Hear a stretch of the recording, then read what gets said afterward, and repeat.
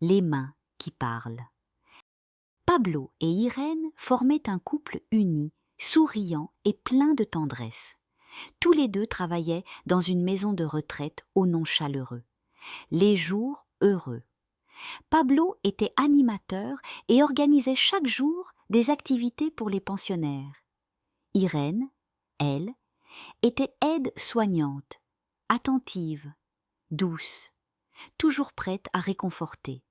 Ils formaient une équipe du tonnerre, aimée par tout le monde. Leurs enfants, Franck et Ophélie, étaient jumeaux. À 11 ans, ils avaient déjà cette lumière dans les yeux, ce quelque chose de spécial qui attirait la confiance et la joie. Ils venaient souvent avec leurs parents à la maison de retraite. Les résidents les adoraient. Ils faisaient des spectacles, des jeux, racontaient des blagues ou des histoires. Les rires résonnaient dans les couloirs quand les jumeaux étaient là. Mais parmi les pensionnaires, il y avait une dame différente. Elle s'appelait Eugénie. Elle avait des cheveux blancs bouclés, des lunettes épaisses et un regard profond, triste parfois. Elle était très sourde et parlait très peu. Souvent, elle restait seule, assise dans un fauteuil près de la fenêtre, observant les nuages. Personne ne semblait vraiment essayer de lui parler. Tout le monde disait « Elle n'entend rien de toute façon ». Alors, on passait son chemin. Franck et Ophélie trouvaient cela injuste. Ils se sentaient impuissants, mais surtout curieux. Pourquoi personne n'essayait de communiquer avec elle autrement ? Ce samedi-là, la pluie frappait contre les vitres de la maison familiale. Il faisait sombre dehors, mais chaud et douillet à l'intérieur. Les jumeaux étaient dans leur chambre, chacun de leur côté, mais en vérité toujours ensemble. Leur chambre était séparée par une salle de bain qu'ils partageaient. Ophélie avait une pièce couleur vert d'eau avec des posters d'anatomie, un squelette miniature nommé Alfred et une étagère remplie de livres de médecine pour enfants. Son rêve ? Devenir chirurgienne. Elle aimait comprendre comment fonctionnait le corps humain, aider les autres à aller mieux. Son bureau était toujours bien rangé, avec des carnets remplis de notes et de croquis. Franck, lui, avait une chambre aux murs tapissés de cartes du monde, de photos de paysages lointains et de petits drapeaux. Il voulait devenir humanitaire, voyager partout, aider ceux qui en avaient besoin. Il avait une grande map-monde lumineuse posée sur sa table de chevet et une collection de carnets de voyage, vierges, prêts à être remplis de ses futures aventures. Dans leurs 2 chambres, il y avait tout ce qu'il faut pour rêver et réfléchir. Une télévision, un ordinateur chacun, une bibliothèque pleine à craquer, des jeux de réflexion et des puzzles en 3 dimensions qu'ils construisaient souvent ensemble. La salle de bain centrale, avec ses 2 portes, servait de passage secret pour les discussions nocturnes. Ce soir-là, ils étaient chacun dans leur chambre, la porte de la salle de bain ouverte, et ils parlaient d'Eugénie. « Je trouve ça trop triste », dit Ophélie en feuilletant un magazine médical. « Elle est toujours toute seule. Ouais, personne ne fait d'efforts. Tout le monde dit juste « elle entend pas ». Et puis, voilà. Mais il y a sûrement un moyen de lui parler. On n'est pas obligé de faire du bruit pour communiquer. Attends, tu veux dire la langue des signes ? Demanda Franck en se redressant. Exactement. Ils se regardèrent, les yeux brillants d'une idée toute neuve. Ce soir-là, un pacte fut scellé entre frères et sœurs. Ils allaient apprendre la langue des signes. En cachette, chaque soir, après les devoirs, ils s'entraîneraient. Leur objectif ? Les vacances de printemps. D'ici là, ils seraient prêts. Ils trouvèrent des vidéos, des applications, des livres. Ils prirent des notes, s'exercèrent devant leur miroir, l'un avec l'autre, devant l'ordinateur, devant le chat de la maison aussi qui les regardait d'un air perplexe. Parfois, ils faisaient dans des jeux. Devine ce que je signe, ou encore écris-moi une phrase. Je te la signe. Au début, c'était compliqué, mais petit à petit, leurs doigts devinrent plus agiles, leur mémoire plus précise. Ils s'entraînaient en cachette, en murmurant à peine, riant doucement dans la salle de bain quand l'un d'eux faisait une erreur. Franck avait du mal à se souvenir de certains gestes. Ophélie mélangeait parfois les mots, mais jamais ils ne se découragèrent.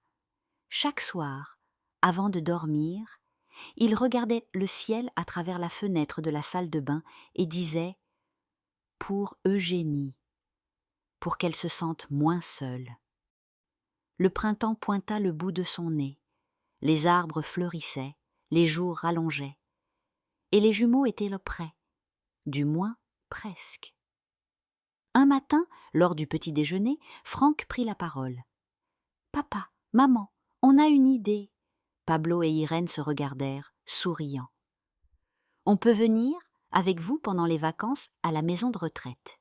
On veut vous aider. » Ophélie ajouta d'un ton solennel « On a préparé un projet spécial pour une pensionnaire. » Leurs parents, intrigués, acceptèrent tout de suite.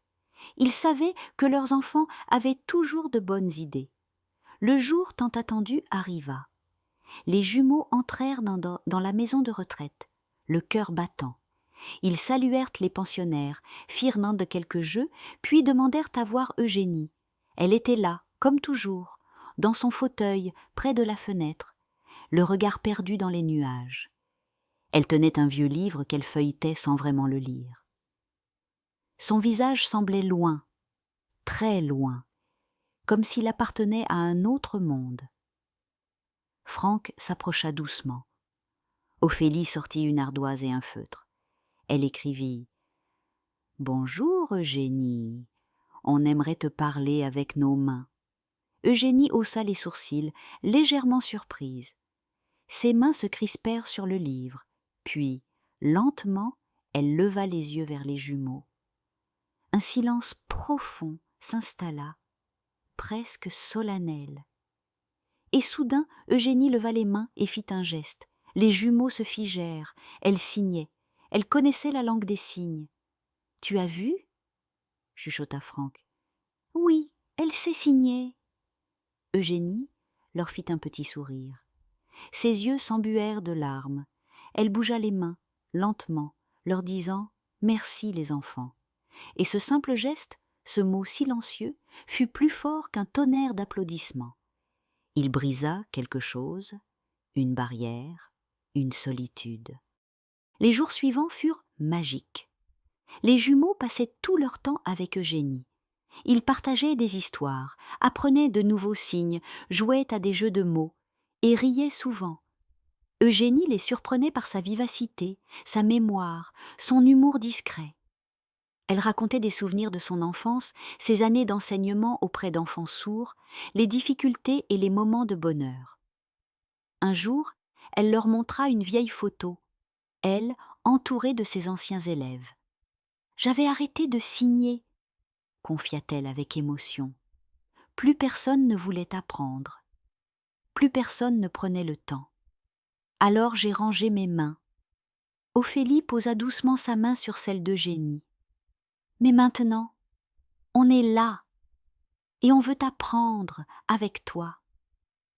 Les yeux d'Eugénie brillèrent. Jamais elle n'aurait cru que 2 enfants redonneraient un sens à ces gestes oubliés. Les jumeaux eurent une nouvelle idée. Et si les autres pensionnaires apprenaient eux aussi quelques signes? Ils en parlèrent à leurs parents, à Eugénie, à la directrice. Tout le monde trouva ça génial. Ils organisèrent des ateliers d'initiation dans la grande salle commune. Ils créèrent des fiches colorées avec des dessins de main, des petits jeux de devinettes, des chansons à mimer. Eugénie, qui au début restait discrète, devint vite le pilier du groupe. Elle corrigeait avec bienveillance, encourageait, expliquait. Elle riait comme une enfant quand M. Marcel confondait chat et chapeau. Madame Bertille, au début hésitante, réussit à signer « Merci » toute seule. Elle en pleura d'émotion. Bientôt, la maison de retraite résonna de gestes, de rires silencieux mais puissants. Des pensionnaires qui ne s'étaient jamais parlé commencèrent à signer entre eux. Une vraie petite révolution. Le dernier jour des vacances, un petit spectacle fut organisé. Les pensionnaires, les jumeaux, les parents, le personnel, tout le monde était là. Ils signèrent tous ensemble une chanson douce, pleine de tendresse. Les mains dansaient dans l'air comme des oiseaux. Eugénie, au milieu du cercle, avait mis son plus beau foulard bleu. Elle semblait transformée. Son visage était détendu, lumineux. Elle leva les mains, regarda les jumeaux avec tendresse et signa lentement « Vous m'avez rendue heureuse ». Franck et Ophélie ne purent retenir leurs larmes. Ils coururent envers elle, la serrèrent fort dans leurs bras. Elle les enlaça avec une force inattendue pour son âge. « Ah, je vous aime, mes petits soleils », signa-t-elle. Et dans ce câlin silencieux, il y avait plus d'amour qu'aucun mot ne pourrait dire. Depuis ce jour, la maison de retraite avait changé. Les gestes faisaient désormais partie du quotidien. Certains pensionnaires avaient repris goût à la vie. Eugénie, elle, rayonnait. Les jumeaux venaient souvent, apportant de nouveaux jeux en langue des signes, des histoires à mimer, des projets à partager. Et dans leur chambre le soir, ils regardaient toujours le ciel, en se disant « On ne peut pas changer le monde entier, mais on peut toujours changer le monde de quelqu'un. Quand on prend le temps d'écouter autrement, on découvre que même les silences ont des choses à dire. Les gestes, comme les sourires, peuvent traverser les barrières du cœur.